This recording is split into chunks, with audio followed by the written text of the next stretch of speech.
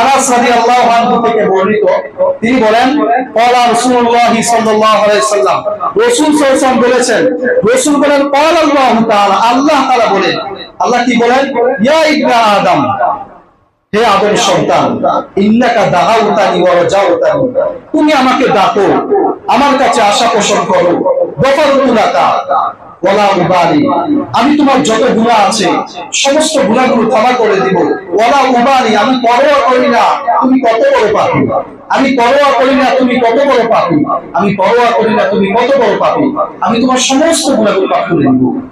ইয়া ইবনা আদম, হে আদমের সন্তান, লাউ বালাগাত যুনুবুকা আনানাস সামা, তোমার গুনাহ যদি আসমান পর্যন্ত পৌঁছে যায়, সুম্মাস্তাগফারতানি, এরপরে আমার কাছে ক্ষমা চাও, গফারতু লাকা, আমি তোমার গুনাহ ক্ষমা করে দিব, ওয়ালা উবালি, আমি পরোয়া করি না তুমি কত বড় পাপী।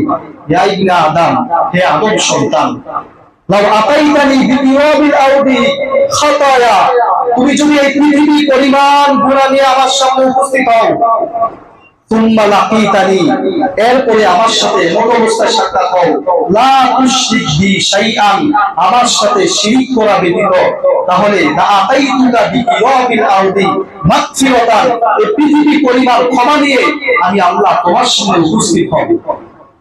তাহলে তোমার গুনাহ পাহাড় পরিমাণ হোক, তোমার গুনাহ আসমান পরিমাণ হোক, তোমার গুনাহ জাবাদাল মা সমুদ্রে ফেলা পরিমাণ হোক, আমি এগুলা কিচ্ছু পরোয়া করি না। আমার কাছে ক্ষমা চাও, আমার কাছে চোখের পানি ফেলাও, আমার কাছে আত্মসমর্পণ করো, আমি মাফ করে দিব।